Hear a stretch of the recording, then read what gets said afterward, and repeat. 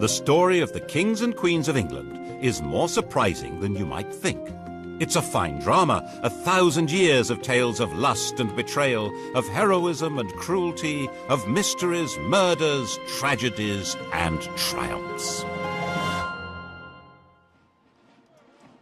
Oh, you're probably thinking that applies to medieval kings, all right, but this programme's about the modern monarchy, from Victoria to the home life of our own dear Queen, and there's not much of that sort of thing going on here. Oh, really? Keep watching. What, you may wonder, did lust have to do with the matronly Queen Victoria? Well, she was young once, and her husband, Prince Albert, gave his name to more than just a bridge, a concert hall, and a memorial. No other British royal has a body piercing named after him. And we can't show you where the ring goes in a Prince Albert, you'll just have to guess. Kept Victoria happy, 9 children. And this isn't only a collection of royal trivia for the tabloids. We can reveal for the first time on television that the present Queen's grandfather, George V, actually took over the running of the country, secret personal rule, for a few days in 1931. He believed it was the only way to save the country from revolution. Most of the papers relating to this are still hidden. How much do we really know about what goes on? In 1867, Walter Bagehot wrote a book on the British Constitution which said that it had 2 parts, the efficient part and the dignified part. The dignified part was headed by the Queen. It was a piece of theatre whose only purpose was to make people feel loyalty. The actual power was entirely held by the efficient part, which he said was a secret committee called the Cabinet. Everyone believed Bagehot's book. The government encouraged people to believe it. So did the royal family, then and now. Well, they would, wouldn't they? The truth has been rather different. Obviously, when the 18-year-old Victoria came to the throne in 1837, she wasn't in much of a position to try to run the country. She'd had a rather odd upbringing. Her father had been a brother of George IV and William IV, but he'd died when she was a baby.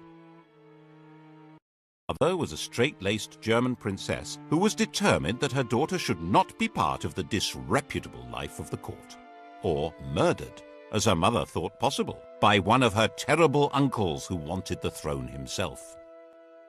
She was brought up in isolation in Kensington Palace, which in those days was rather cut off from London. Her main interest on becoming queen was to finally cut free of her mother and supervisor and move out of her mother's bedroom. And when she was 19, she fell hopelessly, utterly in love with her first cousin, the 20-year-old younger son of the Duke of Saxe-Coburg-Gotha. He's excessively handsome. Such beautiful eyes. My heart is quite going. He certainly tried hard to look good. That notorious ring piercing, if it did exist, no one can be quite sure, was attached to a chain to assist in smoothing the line of his breeches. They married in 1840. She wasn't hugely popular at the time. Headstrong, willful. She actually blocked a change of government because it would have upset her domestic arrangements. The Prime Minister, Lord Melbourne, had given her the wives and daughters of his own supporters as the ladies of her bedchamber. When his Whig government fell and Robert Peel came to power, Peel insisted that the Queen should replace at least some of the ladies so that the court wasn't a complete one-party state. Victoria refused. Peel felt forced to resign, and Melbourne came briefly back to power. People didn't like what she was doing. They didn't like her. And they didn't like the stiff German, Prince Albert. Peel came back to power and refused to grant him much more than half the allowance Victoria demanded, saying that people were very hard up, which they were. The position of the throne seemed pretty shaky. It didn't seem likely that this would become the most secure and richest monarchy in the world. How did that happen? When Victoria came to the throne, all she had as her own was the revenue of the Duchy of Lancaster, £27,000 a year. The Sunday Times Rich List for 1990 showed Elizabeth II as being worth £6.7 billion pounds. That's nearly 10 billion in today's money. The richest person in the land by a huge margin. It's true that the latest rich list shows her being worth a mere 250 million. Has she lost 97% of her money on the horses? Did she give it all away to charity? No. The latest figure is a guess, based on an instruction to the Sunday Times not to count anything she holds on trust for the nation. Obviously, she can't sell the crown jewels and pocket the proceeds, but actually, most rich people hold much of their wealth in trust, yet it's still treated as theirs, because they have the use of it. The royal move into profit began when Albert took charge of the royal finances. He wasn't allowed to be king. There was deep suspicion of him.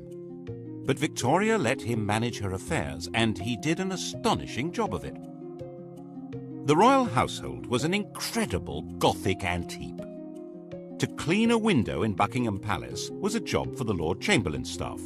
Unless it was a kitchen or scullery window, then they had to call on the Lord Steward.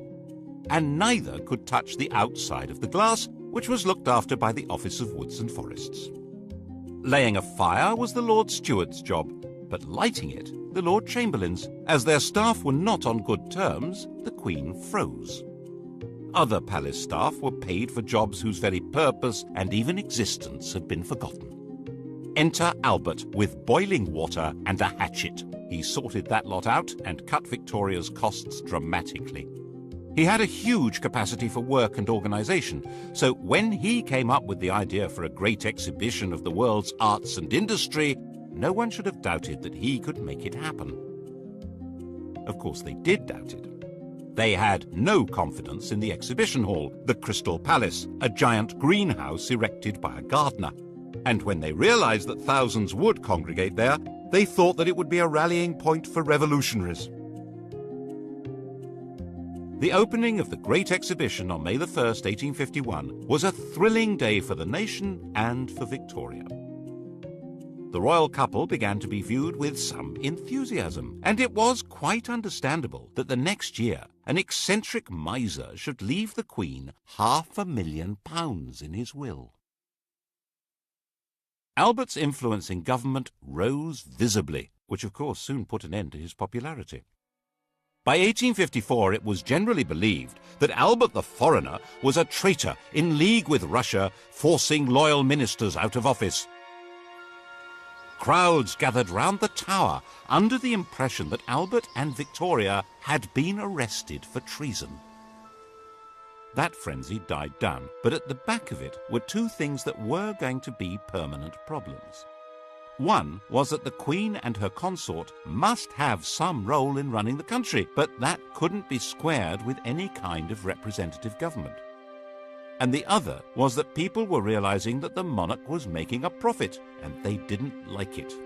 The solution was to conceal what was really happening under a cloak of secrecy, and that cloak is still in place. When I was researching a book on the most sensitive part of this story, I needed to see some papers that should have been released by the Ministry of Defence.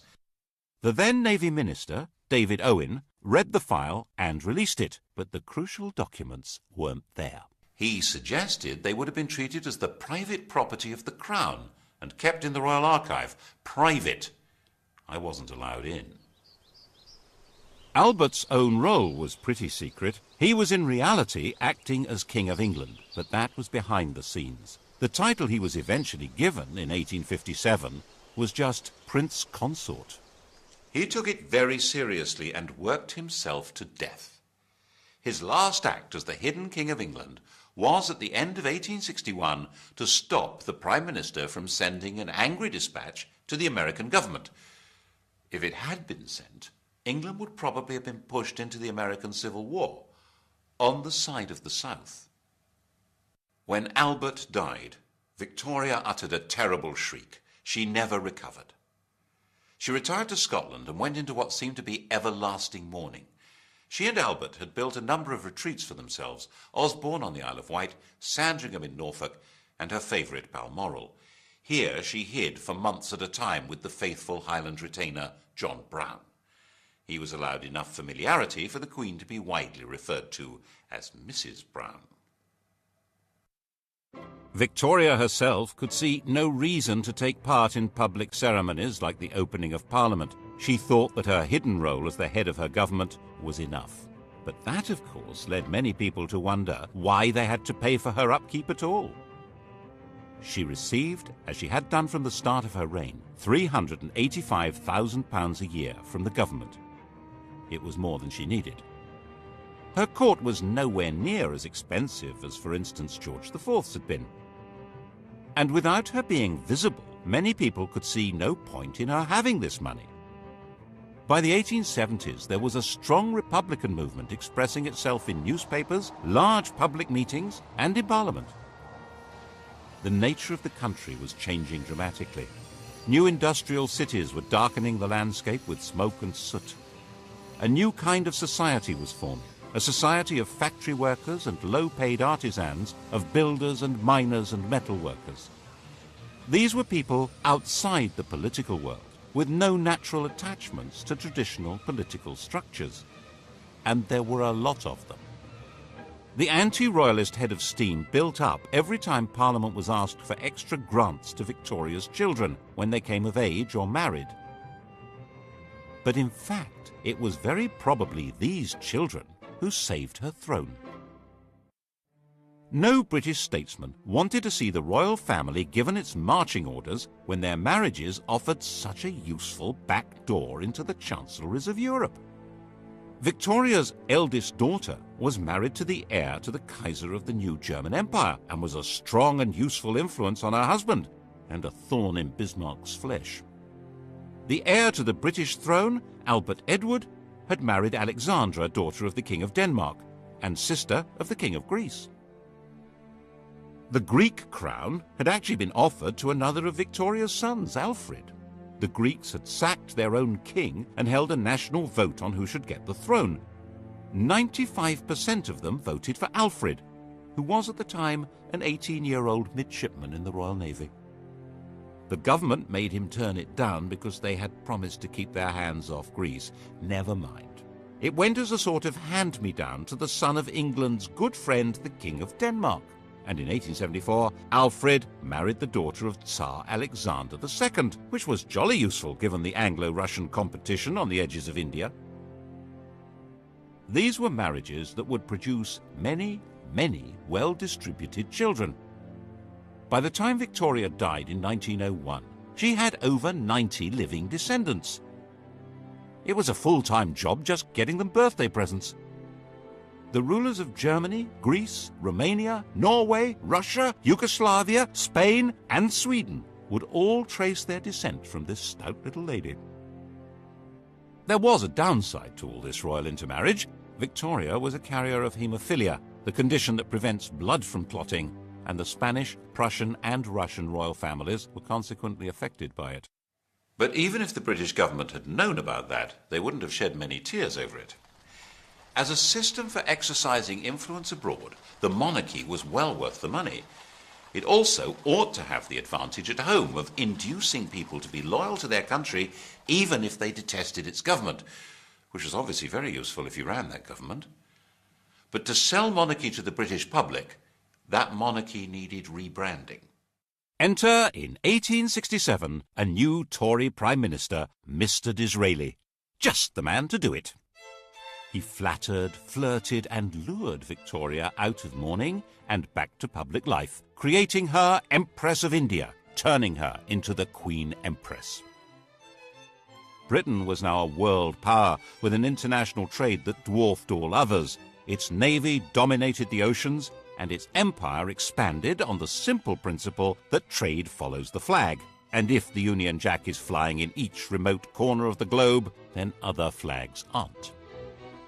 The problem was for a small country with a very small army to rule ever more of the Earth's surface. That rule couldn't be maintained by force. It required the consent of the governed. And the grand theatricality of Disraeli's Victorian imperialism invited people throughout the empire to take pride in being subjects not of a bunch of industrialists and politicians, but of a prim and matronly great sovereign. Victoria became the logo of the British Empire, Her portrait spread all over the world, thanks especially to the introduction of postage stamps. Her statue would appear in virtually every ambitious town and city of the British Empire. And where there was no statue, there would certainly be a Victoria Street, or Victoria Park, or Victoria something. The whole process came to a glorious climax in her Golden Jubilee of 1887. The great processions in London of representatives of her dominions were followed by an eruption of ugly public halls, clock towers, fountains and statues, disfiguring public spaces over about a quarter of the planet. By the time Victoria died, hardly anyone even remembered that her throne had once seemed endangered. And she'd reigned so long, 64 years, that hardly anyone could even remember any other sovereign. Her death in 1901, 22 days into the new century, seemed portentous. She'd become synonymous with Britain and its empire, and now Britons would leave the 19th century without the security of the Great Mother Hen.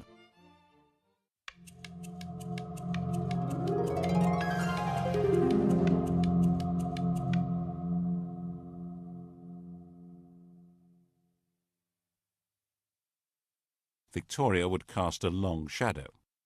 Elizabeth II, coming to the throne 51 years later, would be the first of her successors who had no personal memory of her. Her oldest son, Albert Edward, the new King Edward VII, was already 59 years old. The funeral of the Queen Empress and Edward's coronation involved a huge invention of traditions and ceremonies. And in this atmosphere, it's not surprising that Edward was granted an annual allowance even greater than Victoria's. A few voices said that it was unnecessary for the king to have as big an income as Andrew Carnegie, the Bill Gates of his day, but no one took much notice. Edward had been given a miserable and oppressive childhood. Victoria had measured him by the impossible yardstick of her hero worship of the perfect man, his father. Naturally, young Bertie had rebelled. Of course, his first visit to a prostitute shocked his parents deeply. It happened to be followed by Albert's fatal illness, which Victoria had inevitably blamed on her wicked son. She had arranged his marriage shortly afterwards in the hope that domestic discipline would rein him in. Princess Alix of Denmark was beautiful, but she was also deaf and dull company. With nothing much else to do, Bertie had become the living epitome of the life of the Belle Epoque. A life of champagne drinking, cigar smoking, horse racing, gambling and entertaining showgirls and pretty married ladies. He was naturally drawn to the company of outsiders, not just shady characters, but Jews and Catholics, bankers and foreigners, and he was outspokenly outraged by the casual racism of the empire. Because a man has a black face and a different religion than our own, there is no reason why he should be treated as a brute. He sat on a commission on working-class housing and even invited a member of the working class to stay at Sandringham. Admittedly, the man in question was an MP and a fellow member of the commission, and he had to eat in his bedroom because he didn't have the right clothes to come down to dinner. But still... By the time Edward came to the throne, he was a big, fat old man with a social conscience and a comforting mistress, Alice Keppel, who understood him perfectly. Edward saw himself as something like a nursery rhyme monarch, magnificent and jolly, caring and helpful. In 1903, completely ignoring his government, he went to France and started negotiations for a treaty that would become the Entente Cordiale, isolating Germany. He detested his nephew, the Kaiser. He persuaded the press and then the government to back a treaty which guaranteed that if Germany attacked France, Britain would go to war. So that's what happened in 1914. He determinedly resisted any increase in democracy in Britain and was a firm opponent of votes for women. The crunch over his reactionary views came when Lloyd George planned to introduce old age pensions in 1909. To raise the cash, there would have to be new taxes on income. The Tory majority in the House of Lords voted down what was called the People's Budget, and when the Liberal government drew up legislation to take that power away from the Lords, they voted that down too. obviously. So the Prime Minister told the King he needed to create about 250 new peers to swing the vote. Edward was not enthusiastic. Would he actually defy the government? In May 1910, in the middle of the battle, he died. In 1910, Edward's 44-year-old son George inherited the throne.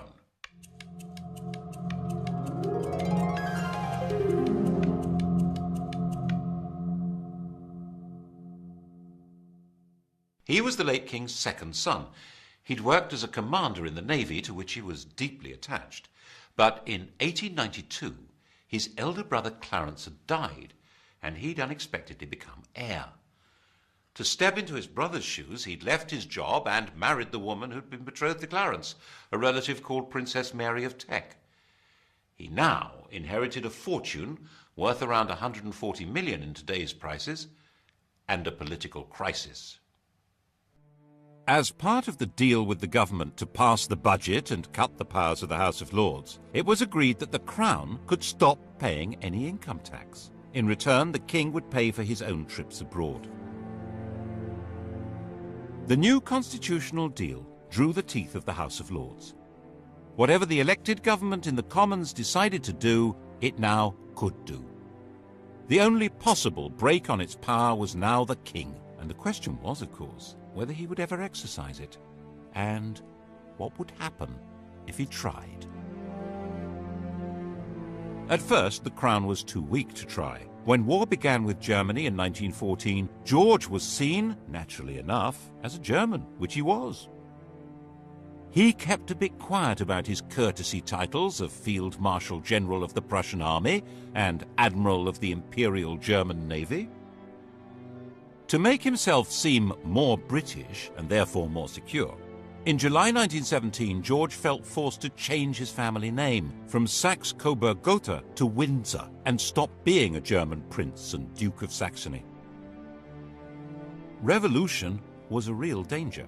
Cousin Nicky, the Tsar of Russia, was deposed in February 1917. The new Russian government asked Britain to give him asylum, and Lloyd George agreed to it. But King George was terrified of being associated with a man now labelled tyrant by revolutionaries, so he forced the government to withdraw the offer. The Bolsheviks took over Russia in October, and Nicholas and his family were slaughtered.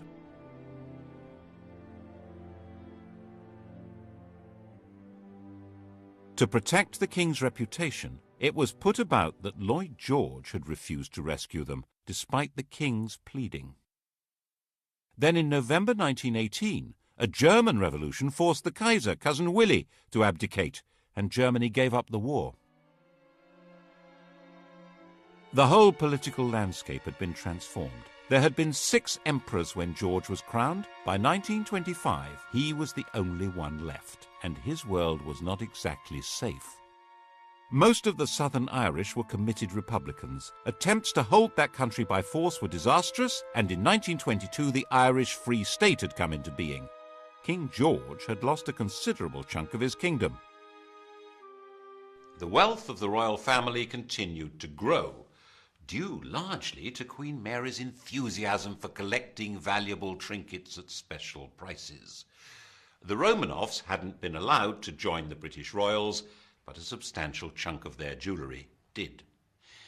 People began hiding their treasures if the Queen was coming to call, as she would hint strongly that she expected to be given them, and sometimes take them anyway, so that embarrassed aides had to quietly return them later. In 1924, Ramsay MacDonald became Britain's first Labour Prime Minister. The old political establishment had been given a kicking. No one knew where this might lead. And then came the Wall Street crash of 1929 and financial disaster. The government needed huge loans, which were conditional on cuts in unemployment benefit and the pay of public servants and the armed forces. The Labour cabinet wouldn't do it, and MacDonald went to the King to resign. George was pretty sure this was a decisive moment. If these harsh policies were forced through by Conservatives, class war would probably break out. Everything, including himself, might very well be swept away. so he refused to accept the resignation. He persuaded Ramsay MacDonald that it was his patriotic duty to stay on as the leader of a new coalition government to force through the cuts. That way, they were more likely to be accepted. This was an extraordinary exercise of royal power, and it wasn't over yet. When the cuts were announced in September 1931, the entire Atlantic Fleet went on strike.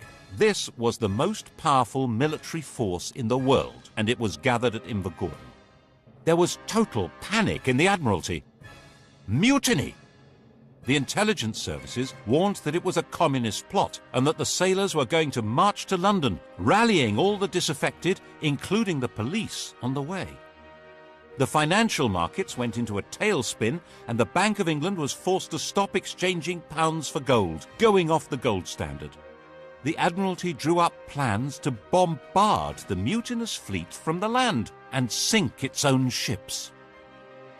And the king decided he had to save the navy and the country. He knew sailors. They weren't revolutionaries. They just needed to be spoken to in the right way. In complete secrecy, he took control, appointing a retired admiral to deal with the situation. Admiral John Kelly was not appointed by the government or the Admiralty and was instructed not to report to them, but directly to King George. He offered the sailors a deal. If they sailed back to their home ports, the king would see to it that their grievances were taken seriously and they would not be punished.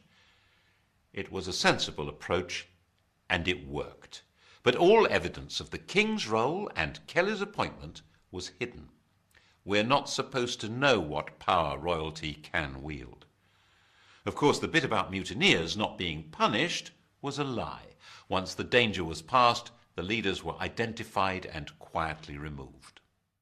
The following year, 1932, King George gave the first Christmas radio message.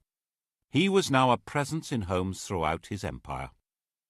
The empire had changed its form, of course, and in 1931 the dominions, the white bits of the empire, Canada, Australia and so on, had become legally independent of Westminster. They were the Commonwealth, and the sovereign was its institutional core. As part of his programme to make the monarchy seem British, and so he hoped more secure, he decreed that his children need not marry partners of royal descent. This would indeed transform the position of the monarchy, but not in the way he expected.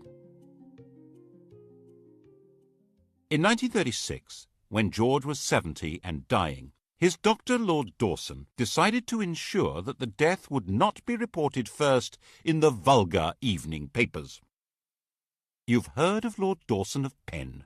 He's killed any number of men, and that's why we sing, "Oh God, save the King," from Bertrand, Lord Dawson of Penn. Lord Dawson met the Times' deadline by giving the king a fatal injection, called a whiz-bang. George was told he would soon be convalescing in Bognor. His last words were, "Bugger Bognor." The Times was told he'd said, "How is the Empire?"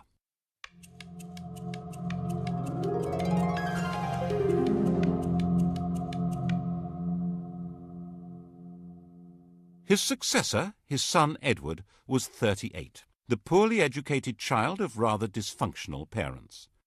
The Queen had been completely distant, and King George famously said, "My father was frightened of his father, I was frightened of my father, and I'm damn well going to see to it that my children are frightened of me." Edward had escaped by travelling widely, and as the world's most eligible bachelor enjoyed affairs with a number of married women, culminating in the love of his life, the twice-married, elegant American Wallis Simpson. At the time of Edward's succession, the affair was in full swing, and her husband had resigned himself to a divorce. The British press completely censored the whole subject, while the rest of the world was fascinated by it. Edward insisted that he was going to marry Wallis and make her queen. The Prime Minister and the Archbishop of Canterbury said the country wouldn't stand for it. Were they right? Probably not. Edward was actually pretty popular. He wanted to go on the radio and appeal to the nation, but he wasn't allowed to do that. He was told it would be unconstitutional.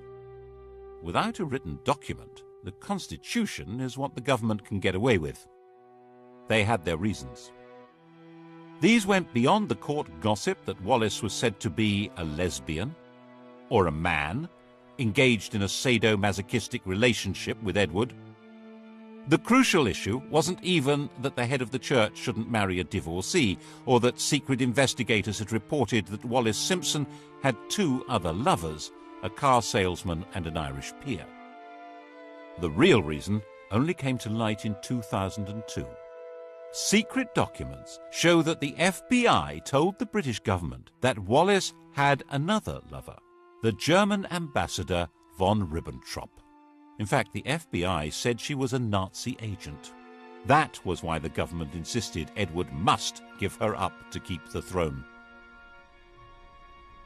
Edward chose love rather than the crown. He abdicated and took Mrs. Simpson to live in France. The coronation went ahead, but with his brother Albert sitting on the throne.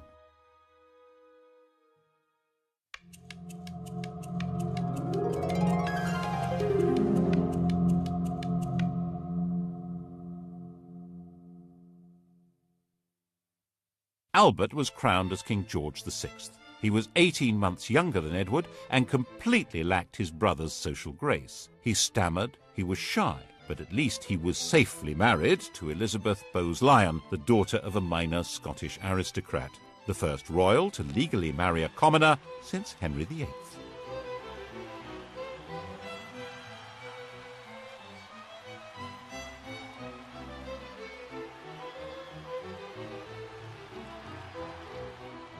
George didn't have much in the way of winning ways, but his wife, enraged at what Edward had done, was determined to help him through. She arranged speech therapy to cure his stutter.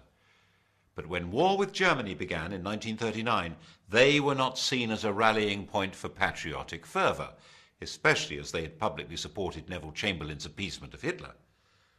When the royal couple visited the first bomb sites, they were booed. George VI and Queen Elizabeth, that's the woman we remember as Elizabeth the Queen Mother, refused to allow themselves any doubt as to the outcome of the Second World War. When Buckingham Palace was bombed, the Queen said she was glad. It meant she could look the East End in the face. At least it meant the royal couple wouldn't be booed anymore when they visited other people's bombed-out homes. Actually, while they spent their days in London, they retreated for the night to Windsor, which was considerably safer. Nevertheless, they did have one really narrow escape. As the war went on, the royal couple became more and more identified with Churchill as the spirit of Britain, dogged in their determination to see Nazism defeated. When the victory celebrations came in 1945, it seemed natural that they should revolve around Buckingham Palace. By the time of his premature death from smoking in 1952, this shy country gentleman and his queen had gone a very long way to restoring the monarchy to its central place in British life. It had vanished virtually everywhere else. There had been 16 monarchies on the continent of Europe when Victoria died. Now there was only Sweden. Monarchs were restored to Belgium, Holland, Norway and Denmark, but as a pale shadow of the old European royalty.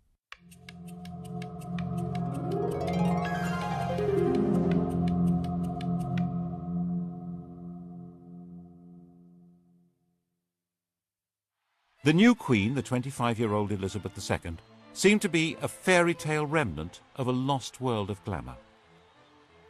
Her coronation was a celebration of pageantry itself in a country that was a vast bomb site. 4 houses out of 10 had been damaged or destroyed.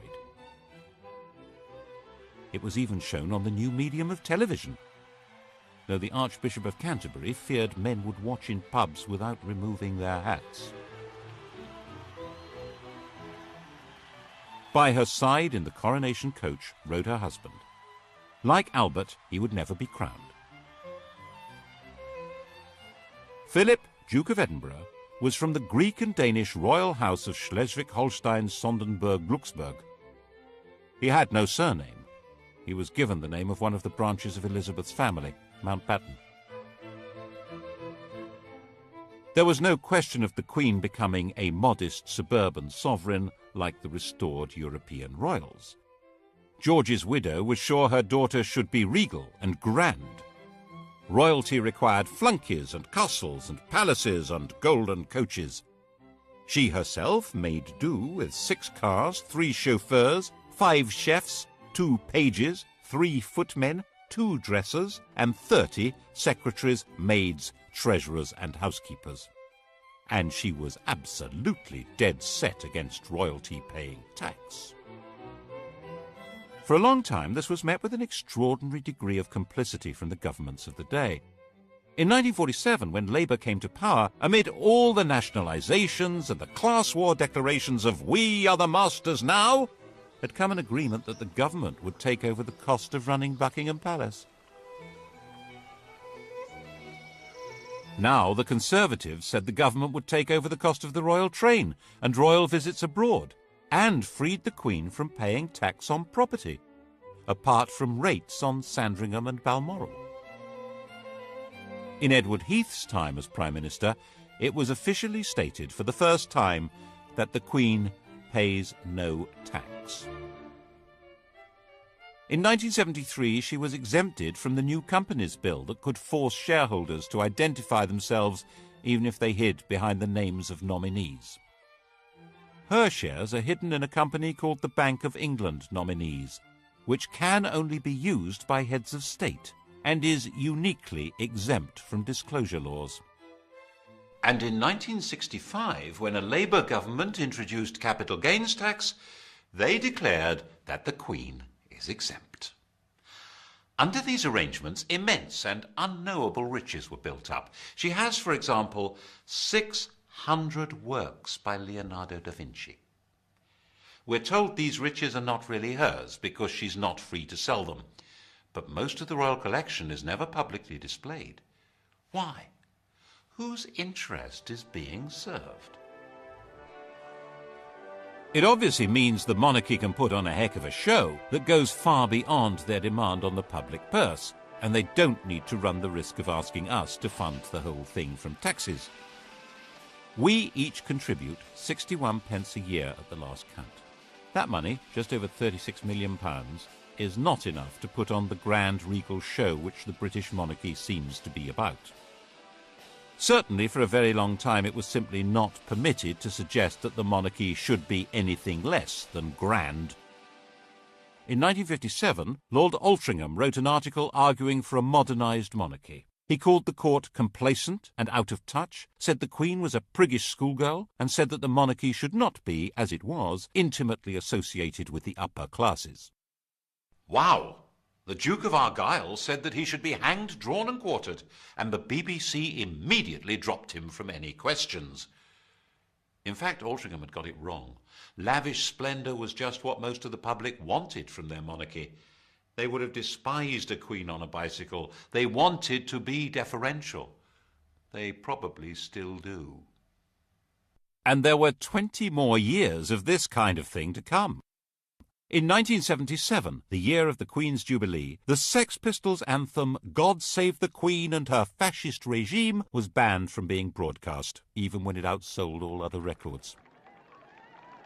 The puzzle becomes even more intriguing when you look at the apparently shrinking role of the Crown in public affairs.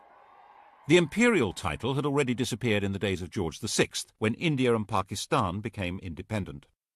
The empire became the Commonwealth, and of the 58 past and present members of that vague organisation, only 16 have Elizabeth as their head of state, and falling.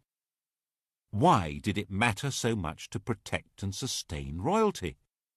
Partly, perhaps, it's more to do with the Queen herself than the institution of monarchy. Elizabeth I, Victoria, Elizabeth II, the rule of elderly matriarchs seems to be particularly proper to the English. And it may provide important social glue. As the population of Britain became more heterogeneous, with substantial immigration from Commonwealth countries by people who feel excluded from political life and often from the legitimate economy, perhaps there was a hope that the Queen would be a focus of patriotic attachment. After all, she's the linchpin of the Commonwealth, its graciously enthusiastic figurehead. And promoting the image of a glamorous and golden royalty above and outside politics that is synonymous with Britain may be a very useful way of creating legitimacy for a state that might otherwise look rather shabby. The last great moment of this Mrs. Camilla Parker Bowles, Alice Keppel's great-granddaughter. Diana said that on the honeymoon he was more interested in reading 8 books by Laurens van der Post than in her, and he wore Charles Camilla cufflinks. And when she became distressed, she felt strongly that the royal family turned against her. In 1992, it all blew apart in what the Queen called her annus horribilis. Her second son, Andrew, separated from his wife Sarah Ferguson, who was pictured topless being kissed by her financial advisor. Her daughter, Princess Anne, divorced Captain Mark Phillips.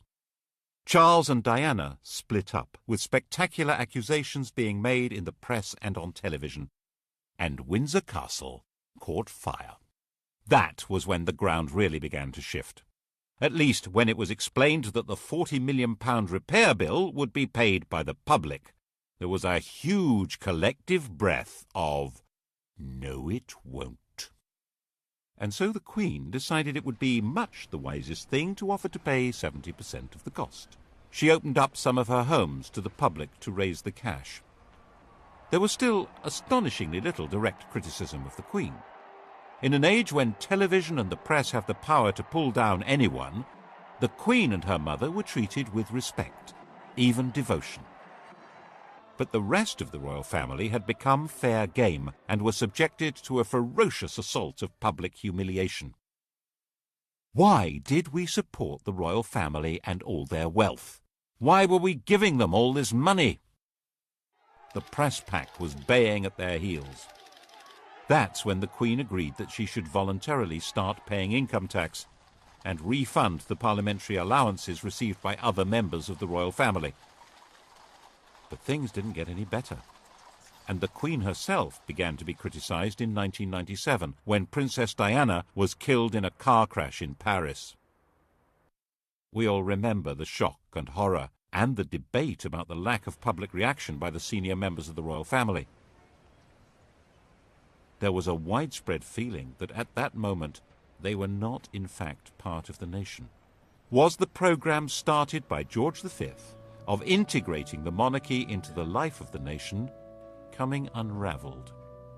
Instead of the monarch playing the role of warning and advising the Prime Minister, which is supposed to be her constitutional role, the Prime Minister warned and advised the sovereign to take public action. She had to be seen to grieve, or the monarchy itself might be in danger.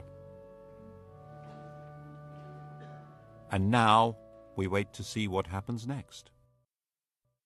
The heir to the throne and his mistress are forever tainted with the image of the princess that was publicly destroyed.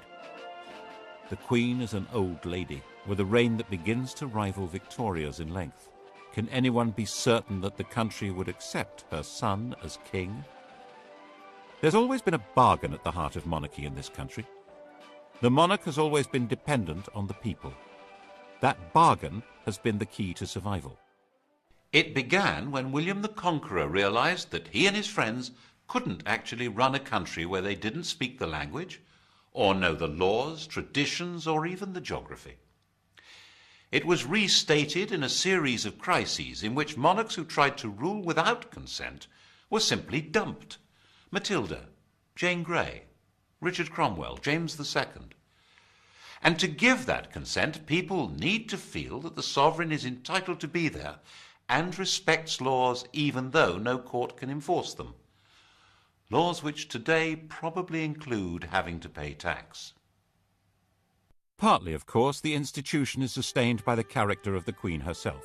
Faced with enormous pressures and a job from which there is no possibility of rest, she has retained a calm resilience and exquisite constitutional carefulness which guarantees her a respectful place in history. Then what? The British monarchy is certainly a great addition to the gaiety of nations. Partly as a soap opera, partly as a walking, talking anachronism that makes other heads of state visibly uneasy. But it does come at a price. and whether the price is too high for the continued survival of this most extraordinary form of government, well, that, of course, will be the surprise ending.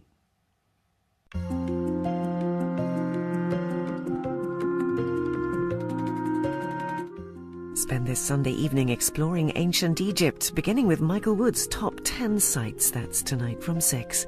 Coming up, the story of the strongest, sharpest blade that's ever been made, a decisive weapon.